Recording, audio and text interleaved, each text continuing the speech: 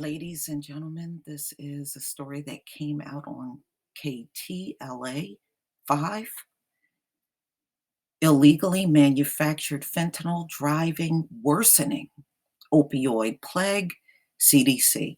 You know, it is amazing. I do these stories, and the people are mad at me for doing these stories, ladies and gentlemen. They're angry, okay? But it's amazing. They're not mad at these Asians for poisoning them with this fentanyl. They're not mad about that. They're mad at Lisa Cabrera because she's putting these stories out and she's mocking drug addiction. Why would I mock drug addiction? Drug addiction was in my own damn family. So why would I mock drug addiction? These are the stories that are out. The story of the day is your heroin, opioids, fentanyl, meth, because the crack epidemic is over. I can't do any stories about that. But this epidemic is going strong, and it does not seem to be weakening. It is China that is poisoning America with these fentanyl analogs. It is China that is selling fentanyl on the dark web all over the globe. These packages filled with fentanyl all over the globe, they're selling. Number two, they're selling it dirt cheap. So, yeah, I guess anybody who is a junkie is going straight to China for this stuff because they're selling it very cheap. And it's being mixed in with everything to give that stronger high to these addicts that are buying the drug. Believe me, this wouldn't be happening if there was not a demand for the drug. Okay, if there was no demand for the drug, you would never see this happen.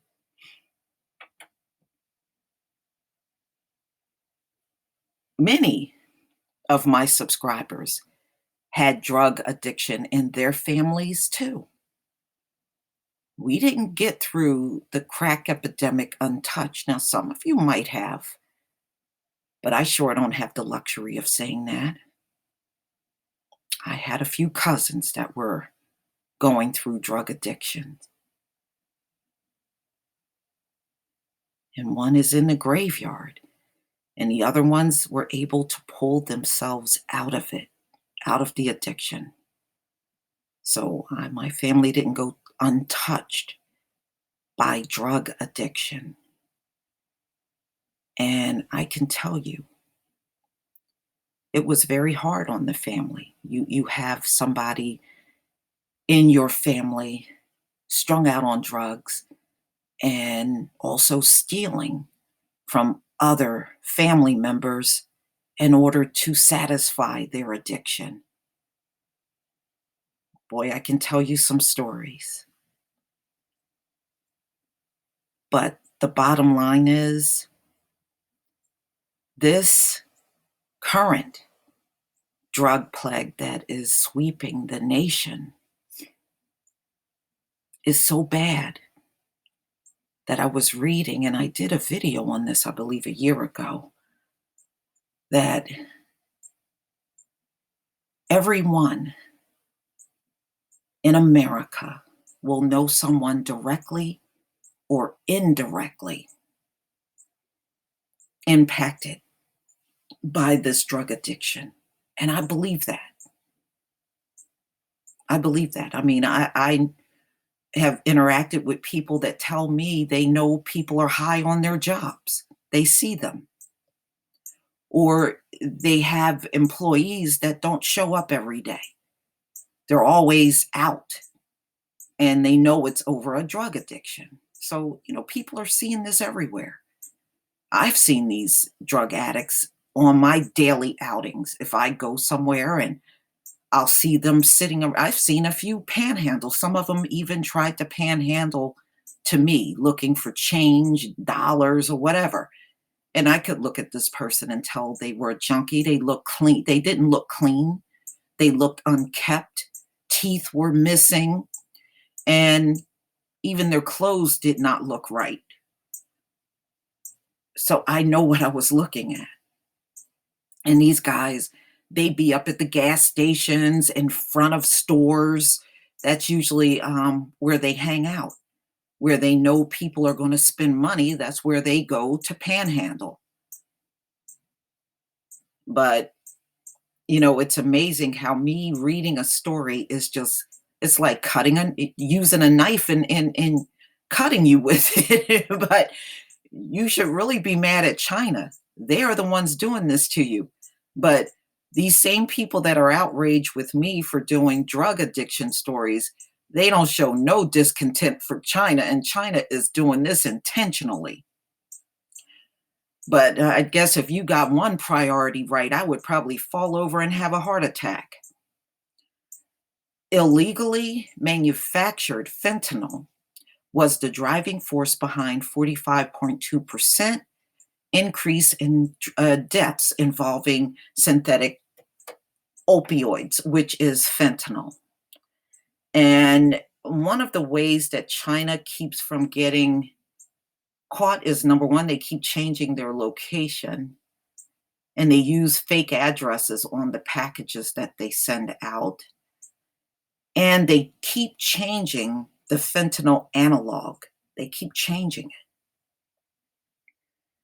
So whenever the drug hits, a new drug or a new analog hits the street, it takes the US a few weeks to figure out what it is. So they're always behind, lagging behind these Chinese people. Always.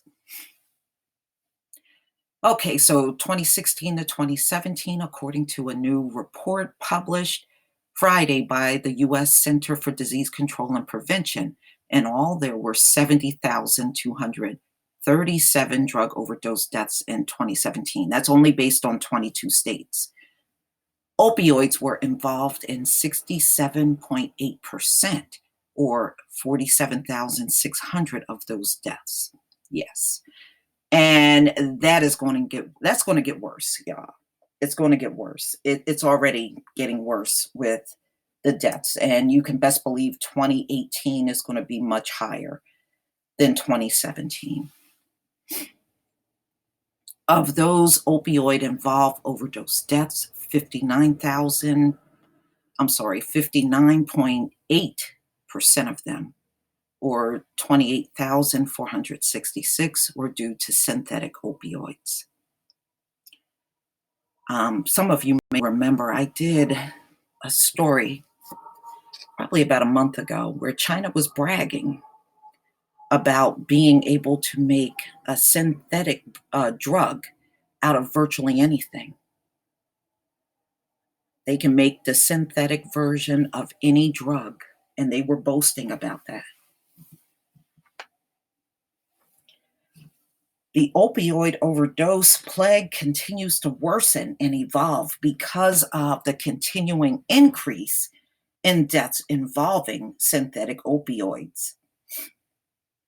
The new report, which was published online in the CDC, MMWR, reviewed drug overdose deaths between 2013 and 2017.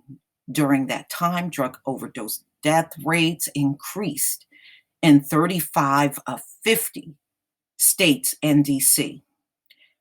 And significant increases in death rates involved synthetic opioids occurred in 15 of 20 states. The CDC said in a statement, noting that the increase was likely driven by illegally manufactured fentanyl. A separate report from the CDC's National Center for Health Statistics, released earlier this month, found that in 2016, fentanyl surpassed heroin as the most commonly used drug in overdose deaths in the US. The new report released Friday also compared demographic and geographic data from 2016 through 2017. It found West Virginia, Ohio, and New Hampshire were the states with the highest number of synthetic opioid involved overdose deaths in 2017. Yeah, those states have been struggling for a long time. But the study found that 23 states and Washington, D.C. experienced significant increases in synthetic opioid involved overdose rates. So these states are no longer concentrated east of the Mississippi River. 8 states west of the Mississippi experienced significant increases. The synthetic opioid related deaths, those states were Arizona, California, Colorado, Minnesota,